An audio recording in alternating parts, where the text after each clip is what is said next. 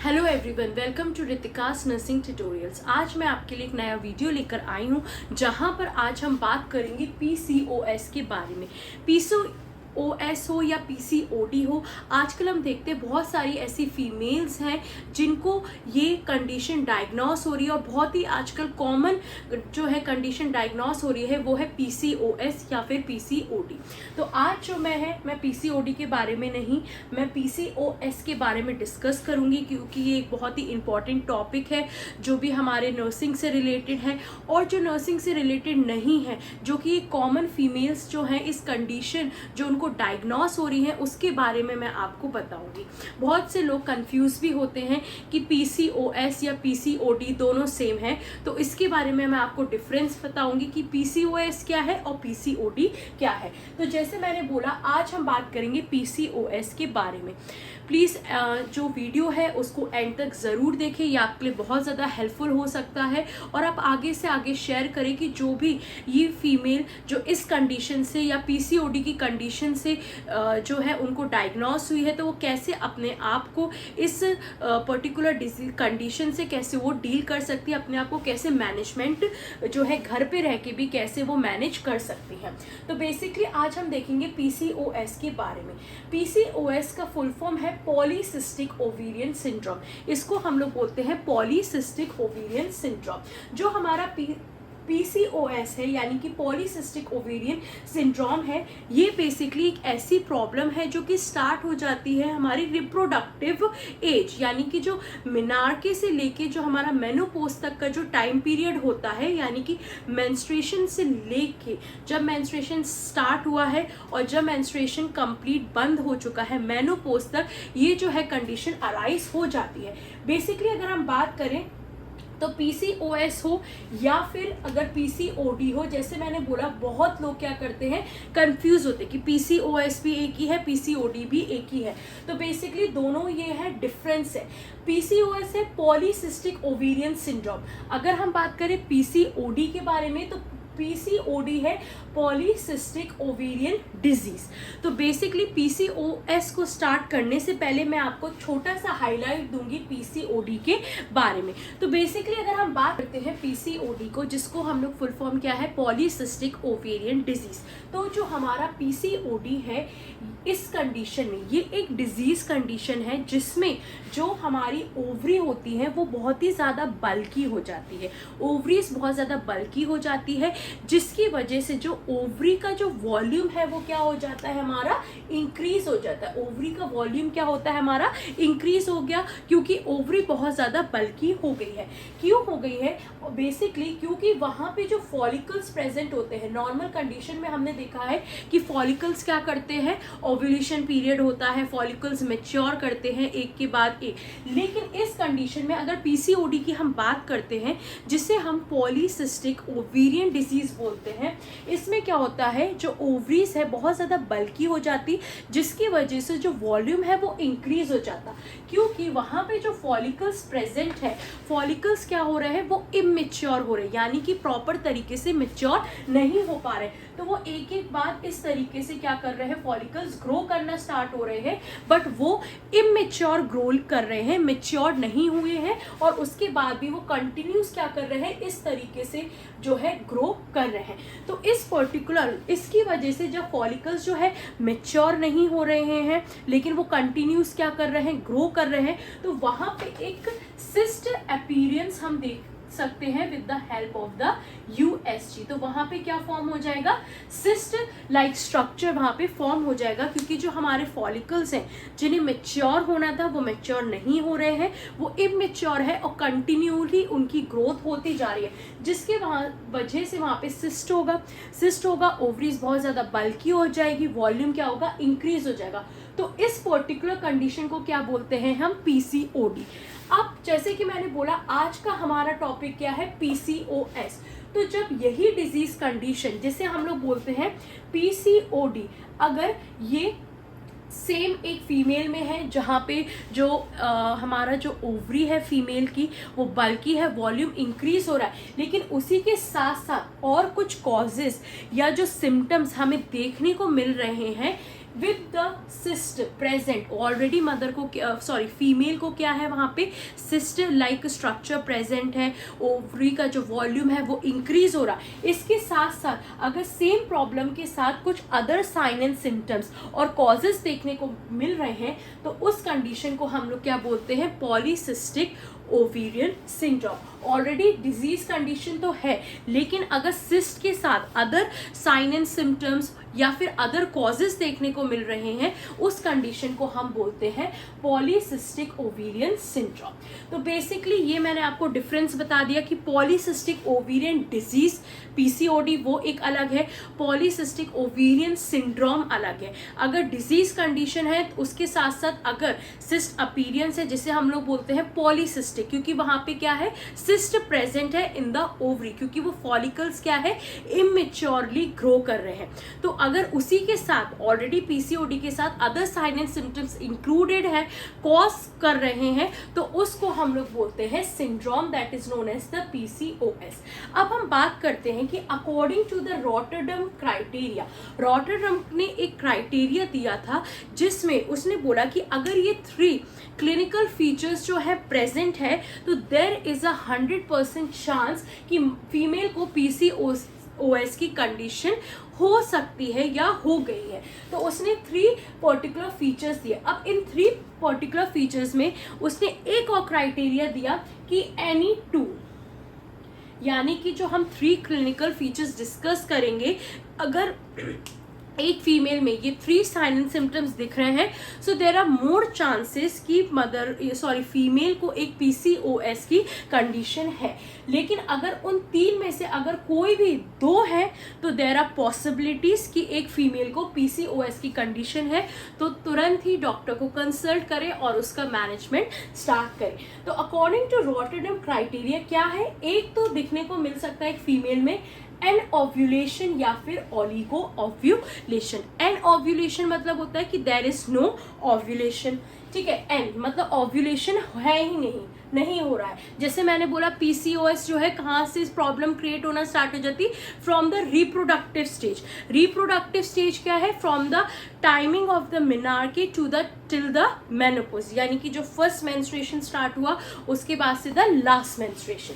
So basically अगर किसी female में क्या है, एन ओव्यूलेशन यानी कि ओव्यूलेशन है ही नहीं हो रहा है, या फिर ओलिगो ओव्यूलेशन यानी कि ओव्यूलेशन हो रहा है बट बहुत ही ज़्यादा कम है, तो इस कंडीशन में क्या जो फीमेल्स हैं वो कंप्लेन करती हैं कि या तो मेंस्ट्रुएशन ही स्टार्ट नहीं हुआ, एन ओव्यूलेशन है, ठीक है ना, या फिर मेंस्ट्रुअल इरेगुलरिटीज है, यानी कि जो एक फीमेल है उसका जो मेंस्ट्रुएशन साइकिल है वो प्रॉपर तरीके से कंप्लीट नहीं हो रहा, इरेगुलर। तो ऑन 1 ईयर अगर हम एक जो है पर्टिकुलर हम एक क्राइटेरिया लेके चले कि जो 1 ईयर के उसके टोटल पीरियड्स होते हैं वो नॉर्मल जैसे होने चाहिए, उससे जो है बहुत ज़्यादा रिडक्शन हो रहा है, यानी कि जो उसका मेंस्ट्रुएशन है बहुत ज़्यादा इरेगुलर है, टाइम पे नहीं आ रही, या फिर मोर देन 35, जैसे अगर हमने देखा कि 28 डेज की हमारी साइकिल होती है, अगर वही साइकिल मोर देन 35 डेज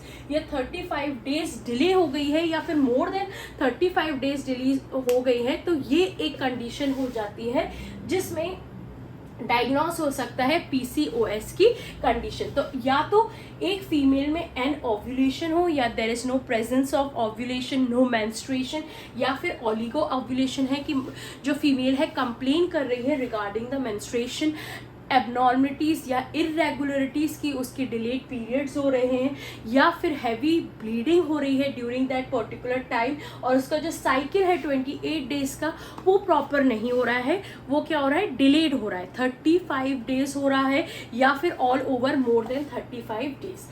फिर सेकेंड हम देखते हैं अकॉर्डिंग टू रॉटरडम क्राइटेरिया जो है हाइपर एंड्रोजेनिसिस।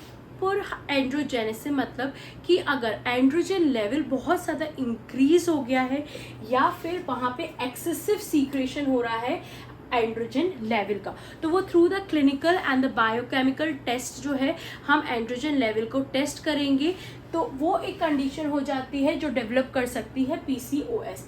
थर्ड हम देखते हैं polycystic ovaries visible on USG. जैसे मैंने बोला कि पॉलीसिस्टिक ओवेरियन सिंड्रोम क्या है, जैसे पीसीओडी में मैंने बताया कि वहाँ पे ओवरीज में क्या हो रहा है, सिस्ट लाइक अपीयरेंस या सिस्ट का डेवलप होना, क्योंकि वहाँ पे जो फॉलिकल्स है वो इमेच्योरली क्या कर रहे हैं, ग्रो कर रहे हैं। फॉलिकल्स इमेच्योर है, मेच्योर नहीं हो रहे, तो एक के बाद क्या हो रहा है, दूसरे फॉलिकल्स ग्रो होते जा रहे हैं और एक वो लाइनिंग बना रहे हैं, थेका सेल्स, ठीक है, वो लाइनिंग बना रहे हैं। तो उसके वजह से क्या हो सकता है, ओवरीज में सिस्ट लाइक अपीयरेंस देखने को मिल सकता है when the USG is conducted. तो बेसिकली इसमें से मोस्ट कॉमन रीजन अगर हम देखें तो देयर आर मोर चांसेस कि अगर एक्सेसिव सीक्रेशन हो रहा है और एंड्रोजन लेवल इंक्रीज हो रहा है तो इट में arise the condition of PCOS. तो बेसिकली यहाँ पे 3 क्राइटेरिया है, इनमें अगर 2 हाइपर एंड्रोजेनिज्म, पॉलीसिस्टिक या फिर एन ओव्यूलेशन, इनमें से कोई भी 2 इंपॉर्टेंट साइन सिम्टम्स दिखते हैं या फीचर्स एक फीमेल में ये डेवलप हो रहे हैं, so there is a chances and most possibilities of the condition that is PCOS। अब हम बात करते हैं इसके causes। जैसे मैंने बोला जेनेटिक प्रीडिस्पोजिशन, अगर उस फीमेल की मदर या फिर ग्रैंड मदर को ये पर्टिकुलर कंडीशन है तो देयर आर मोर चांसेस।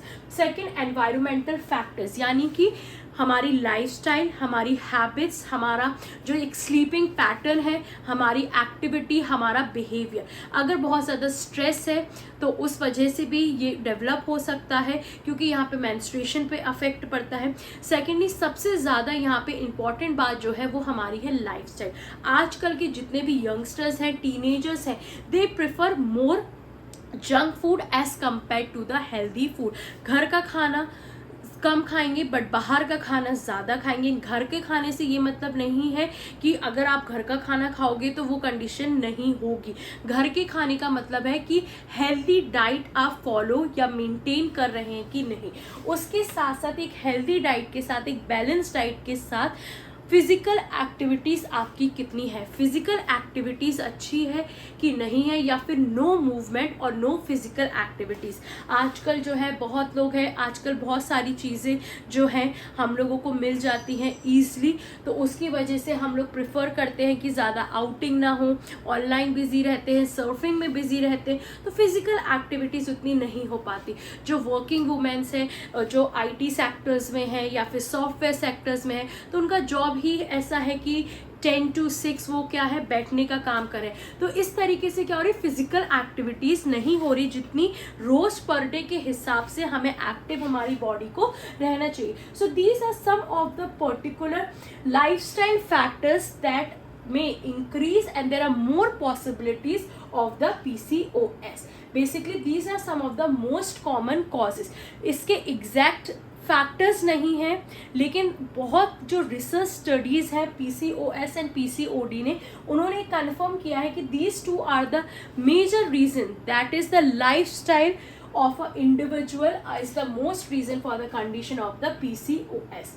अब हम बात करते हैं कि अगर PCOS बहुत ज़्यादा लॉन्ग टर्म के लिए एक फीमेल में प्रेजेंट है तो उसकी वजह से क्या क्या कंडीशन फ्यूचर में डेवलप हो सकती है। तो अगर किसी भी फीमेल को जो PCOS की कंडीशन है लॉन्ग टर्म से कंटिन्यू आ रही है, प्रॉपर ट्रीटमेंट नहीं है या आप उस चीज़ को मेंटेन नहीं कर पा रहे हैं, तो इसमें यहाँ पे 3 इम्पॉर्टेंट हम देखते हैं फीमेल को आगे चल के हो सकती है। फर्स्ट है डायबिटीज़ मेलाइटिस, सेकंड जो है सेरिब्रोवास्कुलर डिजीजेस कंडीशन, एंड थर्ड है फ्यूचर में when she got married, so there are more chances for the condition of the infertility।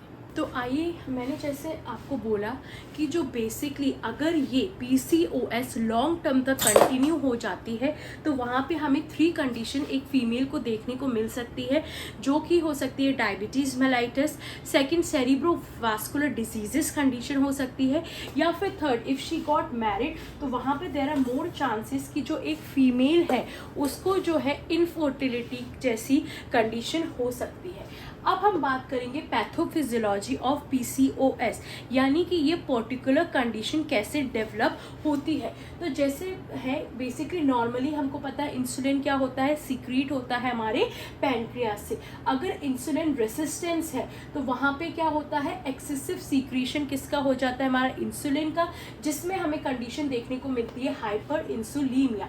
अब जब हाइपर इंसुलिमिया होगा तो इसकी वजह से जो हमारा ओवरी होता है वो ट्रिगर होता है। ओवरी क्यों ट्रिगर होगा, क्योंकि ओवरी बहुत ज़्यादा सेंसिटाइज हो जाता है because of the hyper secretion of the insulin. जब ये ओवरी जो है सेंसिटाइज होगा क्योंकि वहाँ पे बहुत ज़्यादा एक्सेसिव सीक्रेशन हो रहा है इंसुलिन का, तो वहाँ पे जो एंड्रोजन है, जो कि बेसिकली जो हमारी फॉलिकल्स की जो आउटर लाइनिंग होती है, तो वहाँ पे क्या होगा, एंड्रोजन लेवल इंक्रीज हो जाएगा फ्रॉम द थेकर सेल्स, यानी कि जो आउटर लाइनिंग होती है हमारे, जहाँ पे फॉलिकल्स क्या होते हैं, डेवलप होते हैं, तो वहाँ पे जो एंड्रोजन लेवल क्या होगा, उसका सीक्रेशन इंक्रीज हो जाएगा क्योंकि ये कन्वर्ट नहीं हो पाएंगे एस्ट्रोजन में, जिसकी वजह से जो जब एंड्रोजन लेवल इंक्रीज होगा तो वहाँ पे टेस्टोस्टेरोन लेवल्स बहुत ज़्यादा इंक्रीज हो जाएगा ब्लड में, और उसकी वजह से रिलीज सबसे ज़्यादा किसका होगा, ल्यूटिनाइजिंग हार्मोन्स का। और इसकी वजह से when there is a more release of the LH, that is luteinizing hormone, तो उसकी वजह से क्या होगा, जो हमारे फॉलिकल्स होते हैं वो जो है मैच्योर नहीं हो पाएंगे, वो इमेच्योर रहेंगे। अब जब वो मैच्योर नहीं होंगे, क्योंकि वो मैच्योर नहीं हो रहे, तो वो क्या होगी, इमेच्योर होके एक के बाद एक करके ग्रो हो जाएंगे। और जब USG होगी, so there we can see the development of the cyst inside that because of the follicles that are immature, क्योंकि वो जो है मैच्योर ही नहीं हो पाए।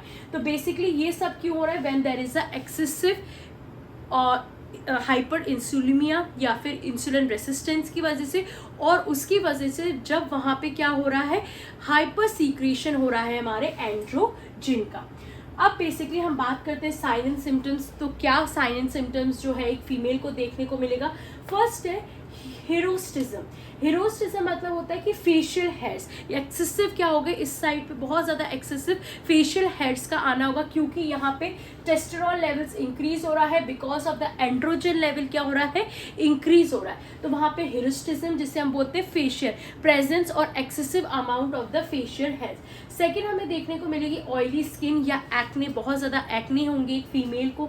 देन मिलेगा एक्ैंथोसिस नाइग्रिकेंस। एक्ैंथोसिस नाइग्रिकेंस यहाँ पे क्या होगा, dark velvety discoloration of the skin, discoloration of the skin. बहुत सारी आपने फीमेल्स में भी देखा होगा कि बेसिकली जो नेक एरियाज होता है वहाँ पे एक डार्क जो ब्लैक कलर का या वेलवेटी कलर का वो जो बहुत डिस्कलरेशन हो जाता है, तो उसे हम लोग बोलते हैं एक्ैंथोसिस नाइग्रिकेंस। मोस्टली ये जो है सराउंडिंग ऑफ द नेक या फिर आप बोल सकते हो अंडर आर्म्स में जो है, अंडर द ब्रेस्ट, ये आपको देखने को मिल सकता है। तो these are some of the common sign and symptoms. अगर हम बात करें डायग्नोस्टिक इवैल्यूएशन की, तो जैसे मैंने बोला कि यहाँ पे इंसुलिन रेसिस्टेंस हो रहे हैं, डायबिटीज़, तो बेसिकली यहाँ पे हम चेक कर सकते हैं फास्टिंग, ठीक है, यहाँ पे हम ग्लूकोज टेस्ट करेंगे, fasting, insulin, fasting, post prandial, fasting and post prandial insulin and glucose test. ठीक है, पहले हम क्या करेंगे, fasting, post prandial insulin and glucose test. Second हम कर सकते हैं बायोकेमिकल टेस्ट।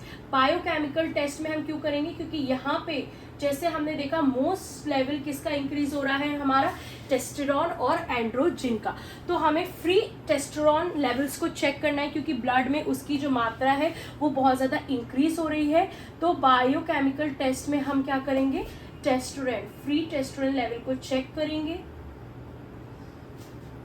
टेस्टोस्टेरोन लेवल को चेक करेंगे।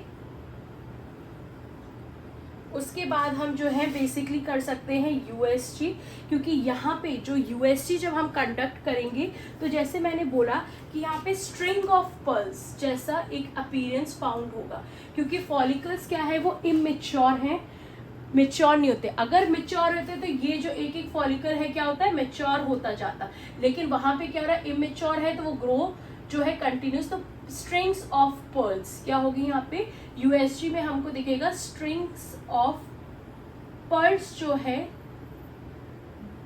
स्ट्रिंग ऑफ पर्ल्स देखने को मिल सकता है यहाँ पे। और इसके साथ साथ यूएसजी में जैसे मैंने बोला वॉल्यूम जो है इंक्रीज हो जाएगा, डायमीटर है बेसिकली जो ओवरी का वो इंक्रीज होगा 2 to 9 mm तक वो इंक्रीज हो जाएगा। तो ये था हमारा sign and symptoms and diagnostic evaluation. Next हम देखते हैं इसका मैनेजमेंट। तो मैनेजमेंट में बेसिकली बहुत सारा जो है डॉक्टर्स रिकमेंड करते हैं मेडिकेशंस, बट मैं फोकस जो बेसिकली मैनेजमेंट पे हम यहाँ पे कर सकते हैं, जैसे मैंने देखा रॉन्डम जो क्राइटेरिया था कि इरेगुलर पीरियड्स हैं, तो उसके लिए हम OCPs का है जो यूज़ कर सकते हैं। सेकंड, इंसुलिन रेसिस्टेंस के लिए हम मेटफॉर्मिन का यूज़ कर सकते हैं। बेसिकली पैथोफिजियोलॉजी में आपने देखा रेसिस्टेंस, इंसुलिन रेसिस्टेंस की वजह से, तो वहाँ पे हम मेटफॉर्मिन का यूज़ कर सकते हैं। या फिर इरेगुलर या डिलेड मेंस्ट्रुएशन है तो उस कंडीशन में हम जो है OCPs टैबलेट्स का क्या कर सकते हैं, यूज़ कर सकते हैं। इम्पॉर्टेंटली है यहाँ पे आपकी लाइफस्टाइल। अगर प्राइमरी लेवल पे आपका PCOS है तो हम उसको लाइफस्टाइल यानी स्लीपिंग पैटर्न सही कर सकते हैं, हेल्दी डाइट, बैलेंस डाइट को फॉलो कर सकते हैं। सेकेंड, उसके साथ हम एक्सरसाइजेस कंटिन्यू रखें, फिजिकल एक्टिविटीज़ ज़्यादा से ज़्यादा करें। उसके साथ साथ जो बेसिकली हमें अवेयर रहना है फ्रॉम द स्ट्रेस, ज़बरदस्ती का प्रेशर और स्ट्रेस हमको अवॉइड करना है। तो इस चीज़ को अगर हम फॉलो करते हैं तो हम अपने आप को खुद रिकवर कर सकते हैं। अगर प्राइमरी लेवल है तो आप रिकवर कर सकते हैं फ्रॉम द PCOS कंडीशन। अगर आपको ऐसे कोई साइन एंड सिम्टम्स दिख रहे हैं या आपके इरेगुलर है, मेंस्ट्रुएशन साइकिल डिलेड हो रही है, तो आप जो क्राइटेरिया है उसमें आपको जो फीचर्स दिख रहे हैं उसको आप जाके डॉक्टर से कंसल्ट कर सकते हो। प्राइमरी लेवल पे अगर स्टार्ट होगा तो it will be helpful for all the females out over there. I hope ये वीडियो आपके लिए बहुत ही ज़्यादा हेल्पफुल रहे। अगर आप और ऐसे ही वीडियोस चाहते हैं related to the nursing topics या जो भी आपके डाउट्स या कन्फ्यूजन है, आप प्लीज़ कमेंट कर सकते हैं।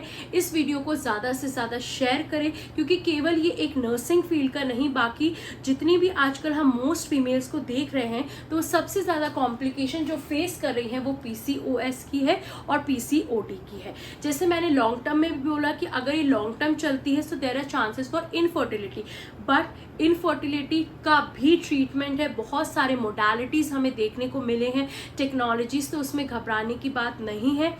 तो इसे ज़्यादा से ज़्यादा शेयर करें। ये बेसिकली एक एजुकेशन पर्पस की तरह से मैंने बनाया है कि जितना से जितना ज़्यादा हम अवेयरनेस क्रिएट कर सके, जिससे कि इसको प्राइमरी लेवल पे प्रॉपर एजुकेशन नॉलेज के थ्रू हम इसको ट्रीट कर सके। सो अब हम मिलेंगे नेक्स्ट वीडियो में, जहाँ पर हम बात करेंगे कॉर्ड प्रोलैप्स के बारे में, जो कि सारे नर्सिंग स्टूडेंट्स के लिए बहुत ही ज़्यादा इम्पॉर्टेंस है। तो प्लीज़ अगर आपने सब्सक्राइब नहीं किया है चैनल को तो सब्सक्राइब करें, शेयर करें, and thank you so much.